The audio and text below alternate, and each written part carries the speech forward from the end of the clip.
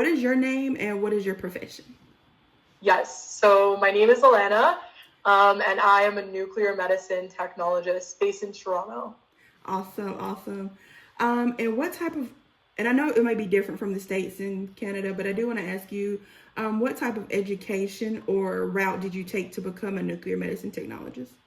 Yeah, so in Toronto, where I live, the nuclear medicine program is offered through the University of Toronto in partnership with what we call the Missioner Institute of Education at UHN. It is very wordy, but basically, UHN is our downtown core hospitals. They're all part of UHN. So our institution, U of T, is affiliated with UHN. And so it's not a direct entry program from high school. Applicants have to complete a bachelor's degree or prior university level coursework, similar to what you may have experienced in terms of like having prereqs completed prior to being eligible for the program. So it's very similar, but we call it a second entry. So it's not a direct entry from high school. So before discovering the program at the University of Toronto, I completed a 4-year Bachelor of Science degree in biology in Toronto. And then I transitioned into the nuclear medicine program as what you call it, a postgraduate student. And then after graduating, I became eligible to write the national licensing examination administered by the Canadian Association of Medical Radiation Technologists, which is known as our CAMRT. And that is the Canadian equivalent of the ARRT. And so I successfully passed that licensing exam, and now I'm a licensed nuclear medicine technologist in the province of Ontario, Canada.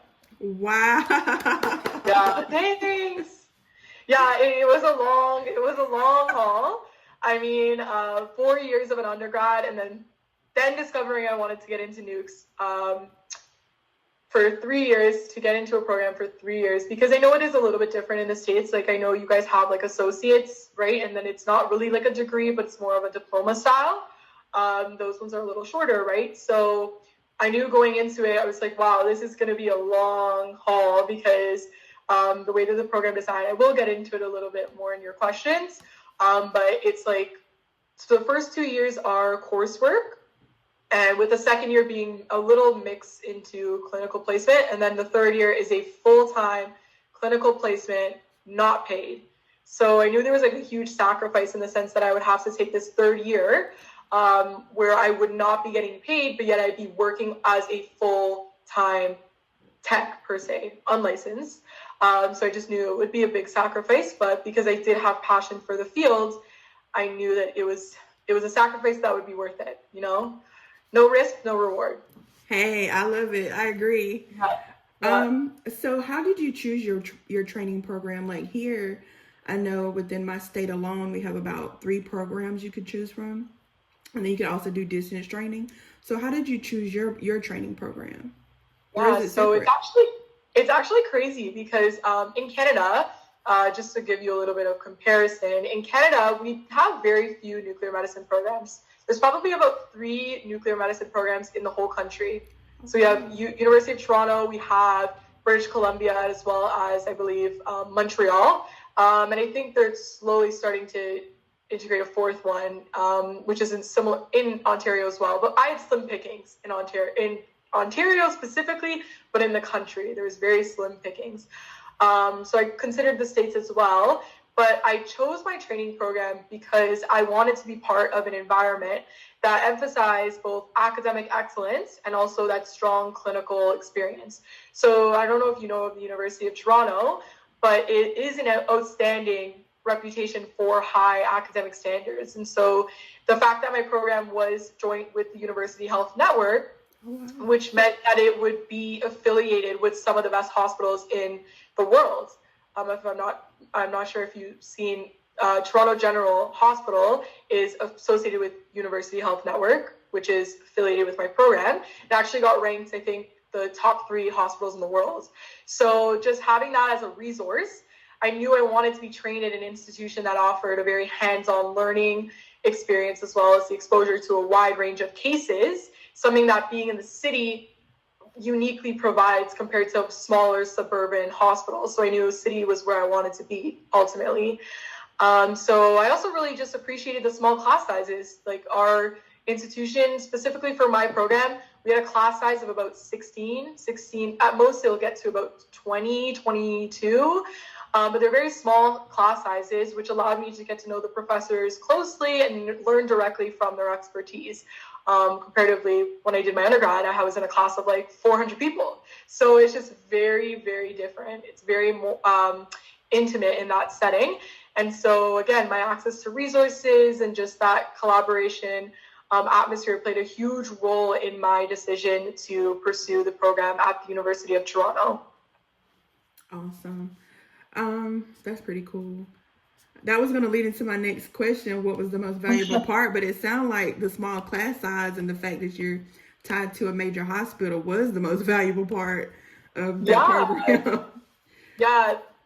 But I was going to say, like, to add to that one, where you're asking in terms of like what the most valuable part of my studies was, it really was the clinical experience. Like, aside from having that experience in school with small class sizes, once I got out into clinic, I really valued my time there, just because like I said earlier, I was exposed to this plethora of resources. And I'm not sure if you're aware, but PET in Canada is very limited. It's a very limited resource. So we have SPECT CTs. That's typically what you'll find in all of your departments in nuclear medicine. But PET CTs are very hard to come by in Canada. So working in Toronto meant that I had access to a PET CT. So I was able to train on a PET CT, which was a privilege, to say the least. It was a privilege, and I was able to develop a skill set that a lot of you guys have in the States, where you have that access to PET. I was able to get that similar experience here in Toronto. So that was a huge plus. Yeah, through my research for nuclear medicine, a lot of comments where people were saying that it's very important to try to train on as many modalities as possible and learn as many modalities as possible when given the chance and opportunity. So I definitely respect. Exactly. And then going back to how you were saying about how you want to consider maybe radiography or nukes, we as nukes actually are trained on CT. So if you ever want to go into CT, it's easy to fall back into CT as a nuke medtech. Versus if you're in CT and you're trying to get into nukes, it's like you almost have to, they're not taught on what we're taught, right? So the transition from nukes to CT is a lot easier than if you go to CT and you're like, oh, I actually would love to do nukes, right? It's harder to get into that field once you're out of it. Very interesting. Speaking of clinicals, is there any specific courses or course material you wish you had focused on more before getting into the clinical portion? Yeah, for sure. So during my studies, I did find that I found to overlook the instrumentation aspect of nuclear medicine. So I was so eager to dive into the clinical coursework and learn about patient procedures and protocols that I didn't give enough attention to understanding how our imaging systems actually work. So looking back, I realized how important it is to have a strong grasp of the mechanisms behind our cameras and the purpose of quality control procedures. So when it came to write my clinical licensing exam, I quickly realized how heavily instrumentation was tested. And I wish I had focused more on it during my studies, as that foundational knowledge is critical, not just for the exams, but also for day-to-day use in practice. And so a solid understanding of the machinery makes it much easier to also troubleshoot equipment issues and recognize the causes of specific image artifacts, for example. So for students entering the field now, I would really recommend giving instrumentation the attention it deserves. And it will just make you a more confident and capable technologist. Oh, thank you for that insight. I appreciate it. Oh, no worries. And you talked about exams. So I looked up your guys' the Canadian exam is basically called the CAMRT exam, versus in the States we have two that a nuclear medicine technologist could apply to, which is the AART or the NMTCB. Even though those exams have different names, is there anything you did, like how did you approach studying for your exam? Yeah, for sure. So I actually tutor a lot of students in the States for their licensing exams. So I see that there's similarities across the board in terms of like our Canadian exam as well as the American one. Okay. Nuclear medicine it has evolved over the years, as we know, but ultimately it's pretty set in stone in terms of like our protocols. Things are consistent, right? So I find that my learning style can definitely transition into per se someone who's studying in the States that has to take these exams.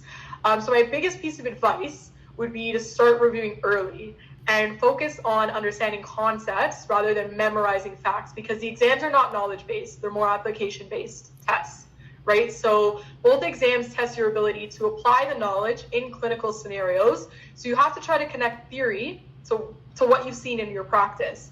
So you have to take those cases that you may have seen in your clinical placements or observerships and apply it to the concepts that you learn in your academic institutions. So reviewing instrumentation, radiation safety, and radiopharmacy, all those things thoroughly, and then also seeing how you see those concepts in your clinical practice and how you can apply a lot of what you learn in your clinical practice. And also practicing with mock exams, like doing questions is very important. You have to get comfortable with the format, the pacing. It is a lengthy exam. So ultimately getting comfortable with the format, the pacing, and how many questions that they ask you, right? It's a mental battle when you're sitting there. And it's a 4-hour exam, at least in Canada, it's about a 4-hour exam. There's so many questions, and the questions are asked not in a way that it's grouped per concept. So it's like, oh, these questions are cardiacs, these questions are thyroid. It's all mishmashed together. So you really have to use your toolkit of knowledge to read the question and see how you can apply that knowledge to clinical scenarios, right? So ultimately, I would say that studying in advance is beneficial because otherwise you're not cramming. And also just confidence, having confidence in yourself. Confidence is key, especially when you're in clinical practice. Being confident in yourself means that you're able to perform to your best ability.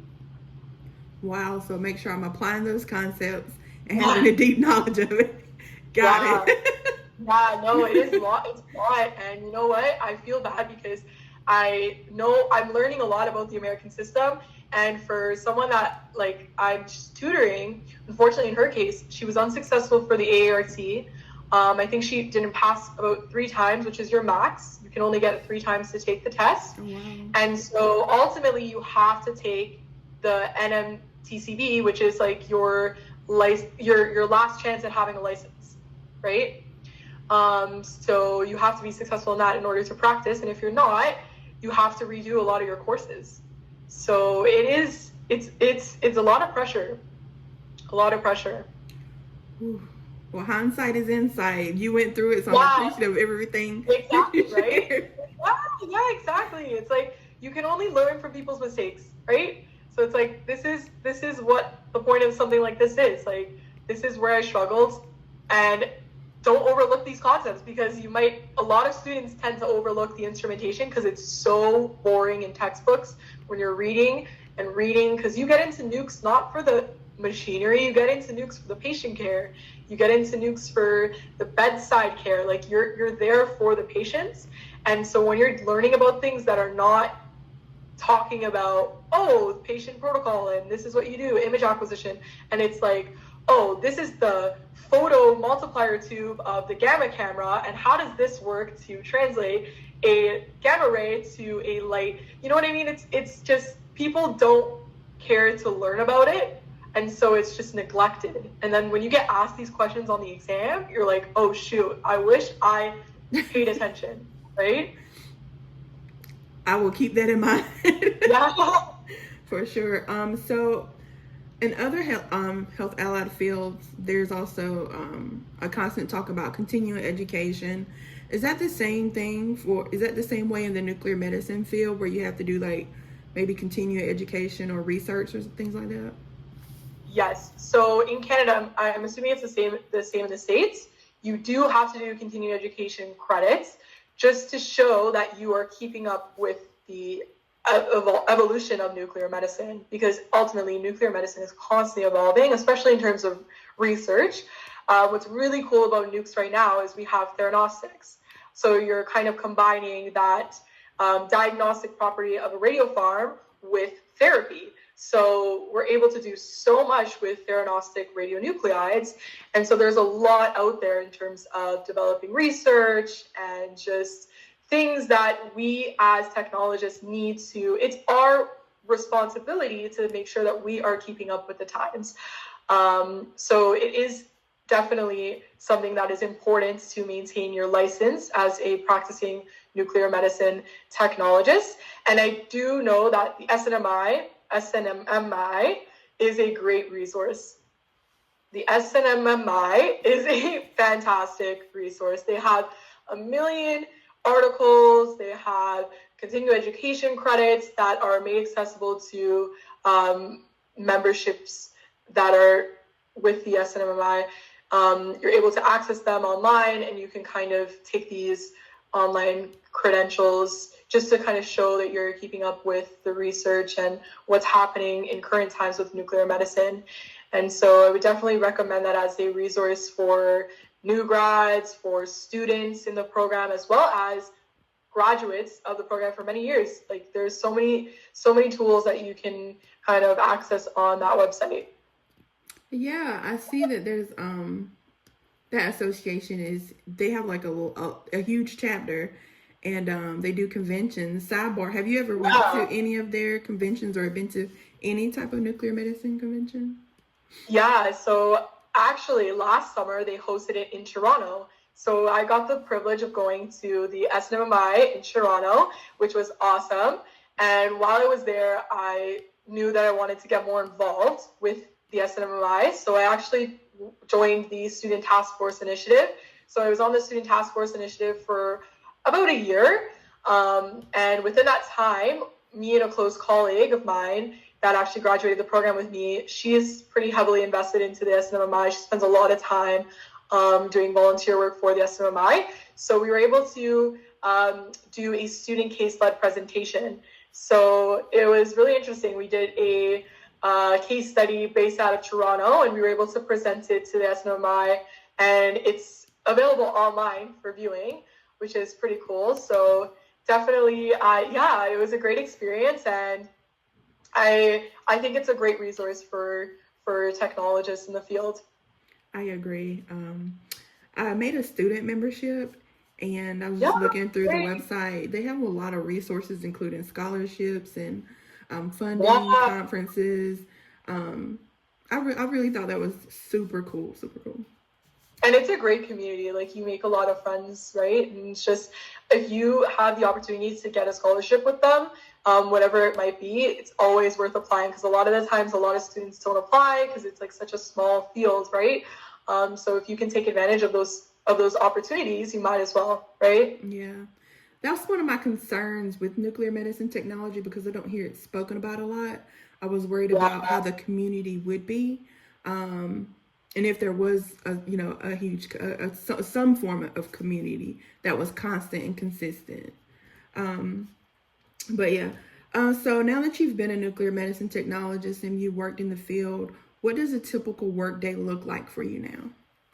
Yeah, for sure. So a typical day begins with preparing the radiopharmaceuticals and performing daily quality control procedures on the gamma cameras to ensure that they're functioning properly. So once daily quality control is complete, that's when we start imaging patients, which can include bone scans, cardiac studies, thyroid, renal, or lung imaging, depending on the patient's schedule. And throughout the day, I basically manage patient flow, process the images, and collaborate closely with the radiologists and other technologists to ensure accurate and timely results. And so when I clock out at the end of the day, I monitor myself to ensure there's no loose contamination. And then I go off to like a workout class or something that I enjoy in terms of my hobbies, just to maintain a very healthy work-life balance. And that's the beauty about our career path, is that our hours are great, and we also don't have to take our work home. So keeping a positive, healthy mind translates well with the patients. So that's why I like to kind of keep that healthy work-life balance. Amazing. I'm glad to hear it. I'm glad to hear that there is some sort of work-life balance.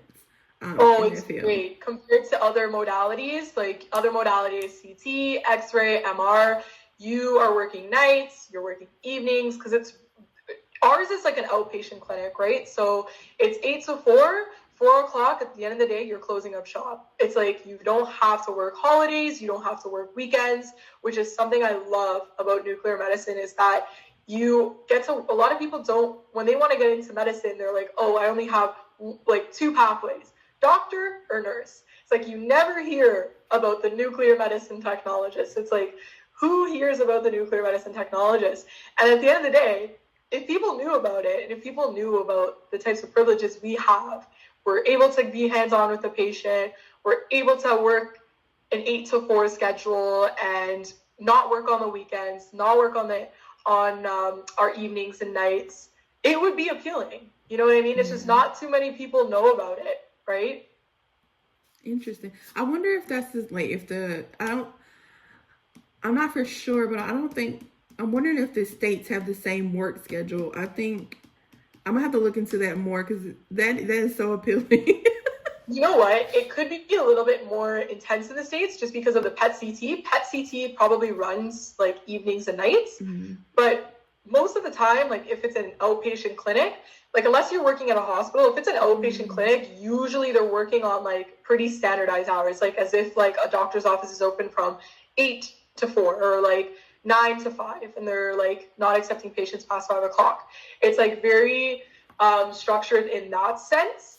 And because of this, you have to also consider the fact that we have radio farms that a lot of the times they're not made in-house. They're coming from like a radio pharmacy getting delivered to us. So our doses are only good for a certain amount of time, right? So it's like, it's not like we can like get someone calling in and be like, hey, I really need this scan done stat. I need like you to fit this patient in. It's like, it depends on on what's available. Do we have any of that dose left? If not, the patients can't be considered for stat. You know what I mean? It's like, you have to consider your resources, right? So that's why our hours are super strict as well in terms of timing with patients. It's like we'll never run super late because patients need to be scanned 2 hours after injection, for example, for a bone scan. So we're very, very structured and on time. Yeah, I was looking into that too. I do see that your day has to be structured. Yes. So now that you've been working in the field and you have a good work-life balance, at your career, when you're clocked in, what task on a daily basis do you perform the most of?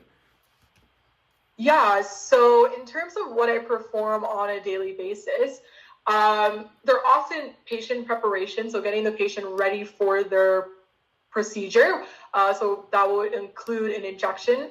Most likely it includes an injection of a radiopharmaceutical. And with our radiopharmaceuticals, there's no side effects. The patient doesn't feel any different.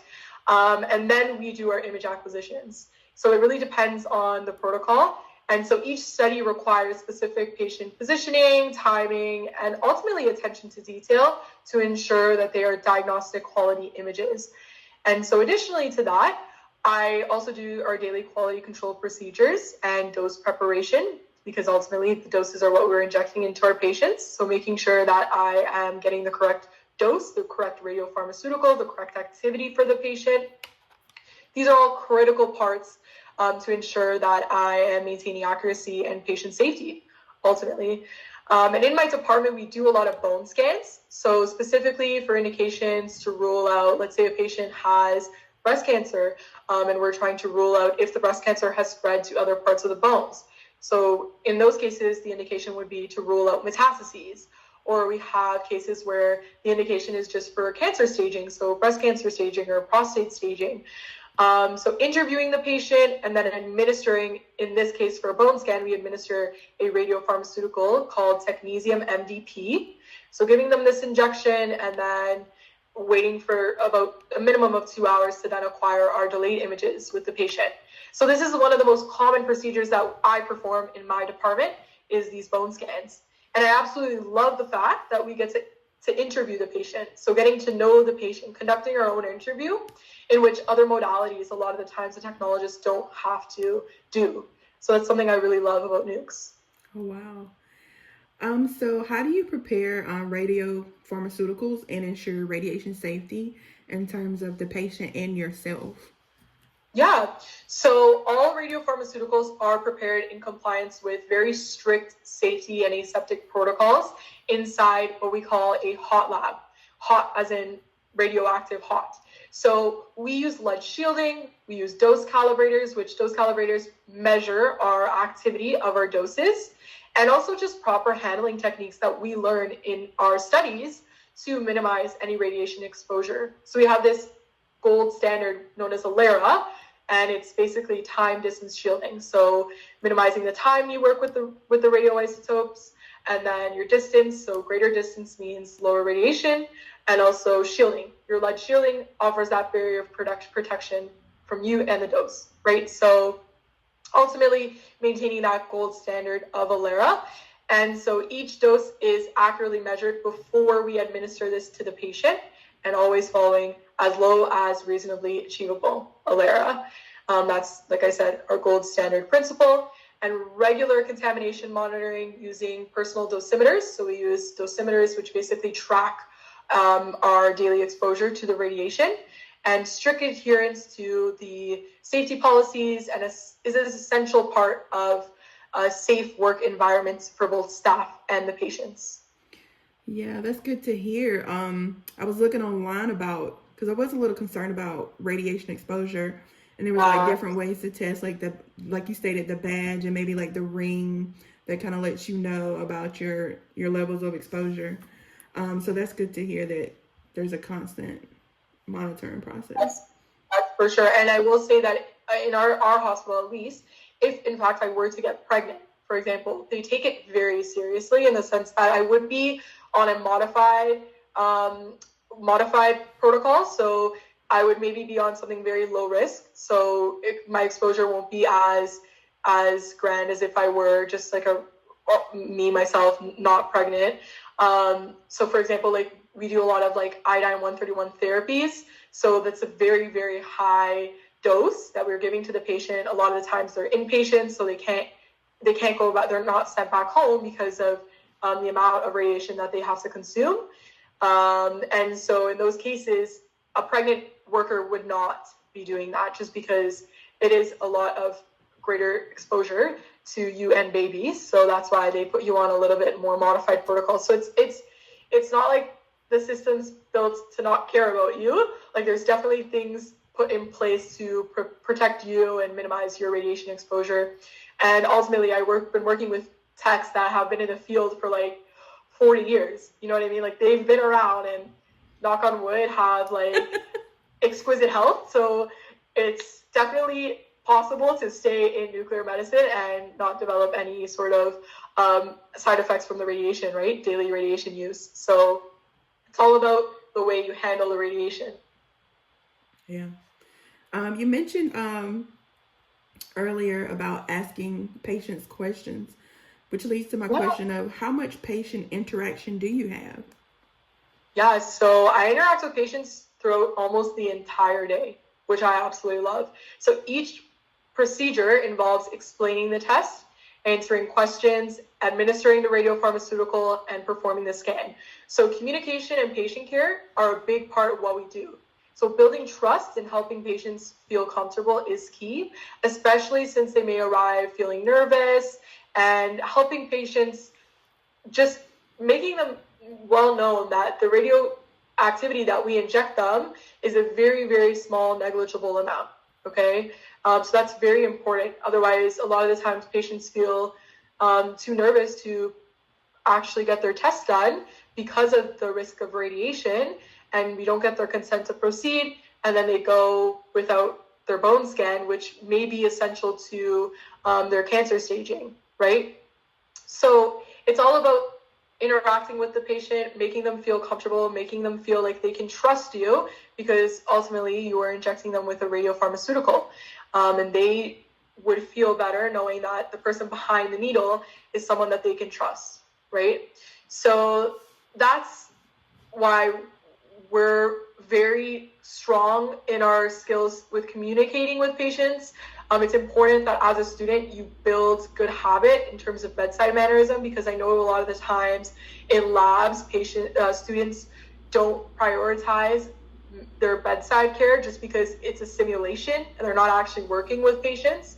So they'll just be talking to like a dummy, for example, right? So it's hard to develop those strong patient to tech skill and communication. So just making sure that you build those habits, those good habits early on as a student, it will translate well because you are communicating and interacting with patients throughout your day.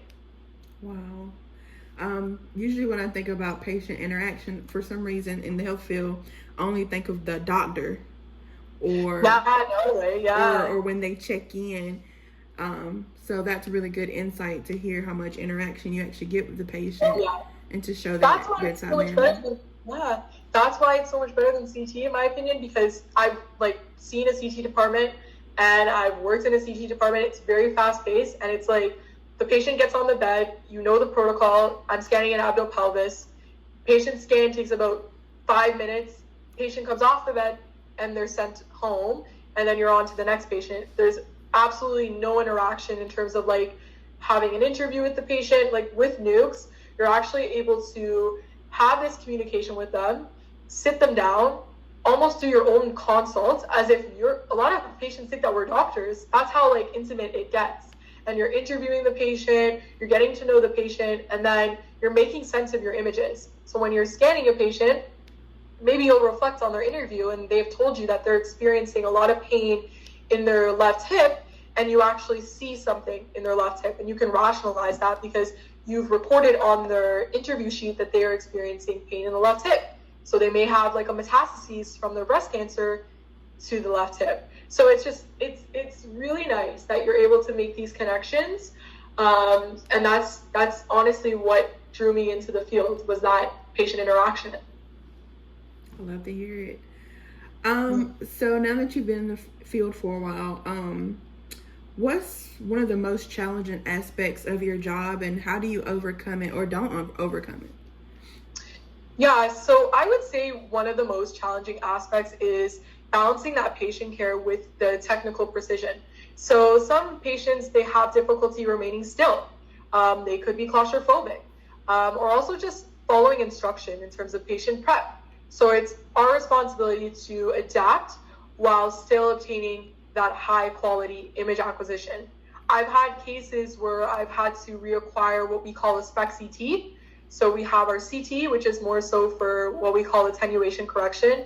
Like this might sound like gibberish to some people that aren't in the field, but we have our SPECT CT, so our CT, which is more for attenuation correction, and our SPECT, which is fused on top with our CT. That is our nuke part. So that's where basically when we're injecting the dose, that's what we see. So we fuse it with CT, and the images are acquired separate, but it's instantaneous. So we'll do the SPECT first or the CT first, and then vice versa, we acquire the other image. And they're supposed to fuse on top of each other. So that means that the patient cannot move in between the pictures. And a lot of the times patients move. Patients move because they maybe can't have their arms up for so long, or they have an itch, or maybe you acquire the image and you see that they didn't tell you about the rosary they were wearing. So it's just being patient and accounting for times where you may have to reacquire your images. We are working on a strict time schedule, but ultimately, if you are good with your time managing, then you're able to account for having to reacquire a patient's images. Ultimately, you never want to submit something that you're not 150% confident about. You should always have pride in the work that you do, and you should always be prideful about the quality that you're producing, because it is your name on it. So that's something I learned as a student, and that's something I carry into my work as a technologist now. Awesome. So now I know. Yeah. There's so much you're learning, Steve.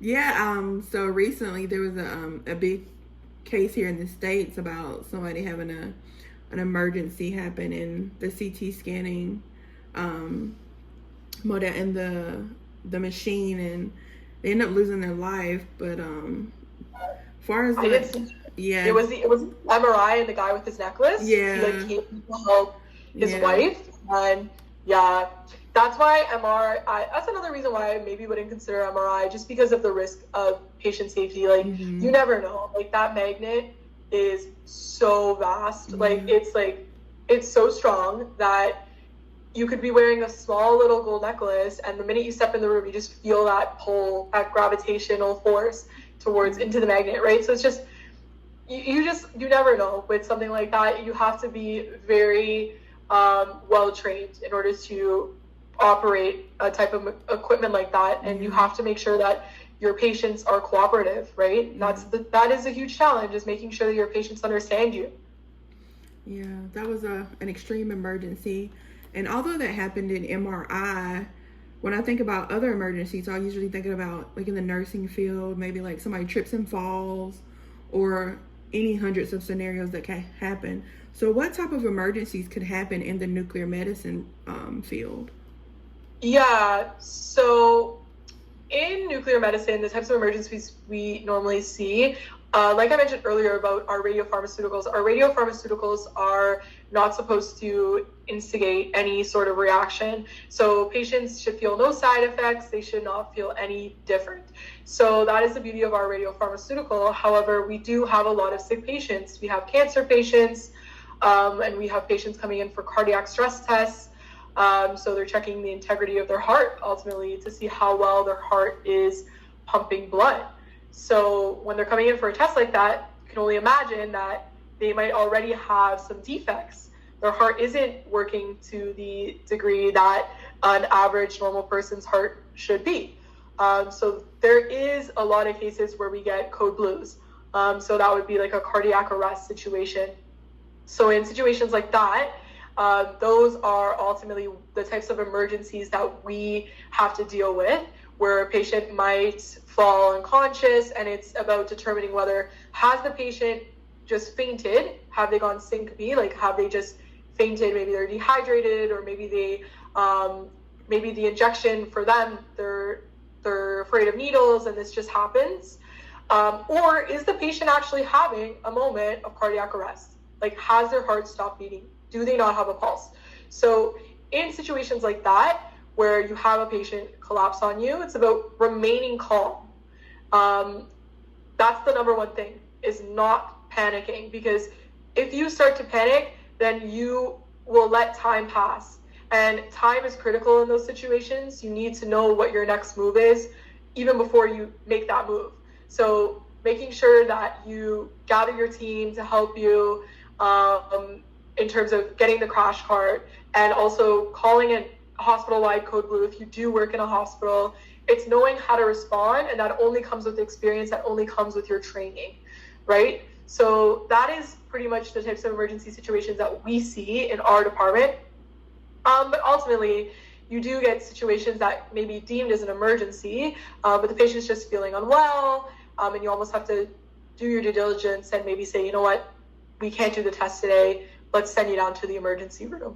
So just having that sort of judgment and those skills to say, okay, this is what's best for the patient, and I'm going to prioritize patient safety first, right? Wow. Hopefully that doesn't happen, but it is good to know like what the protocols are and what type of issues that one could possibly run into in that field. For sure, which you'll definitely learn. Like, as a student, they train you well enough to know how to respond to situations like that. It's good to hear. So I just want to thank you tremendously for, I think I reached out to you Friday and we made this interview happen by Monday. So I'm just very thankful that you found time in your schedule to do this. You're so sweet. Honestly, I can talk to you all day. You're so sweet. Oh, thanks so much. So I'm going to go ahead and conclude this interview here. So I'll go ahead and stop my recording for my class. All right, so it stopped.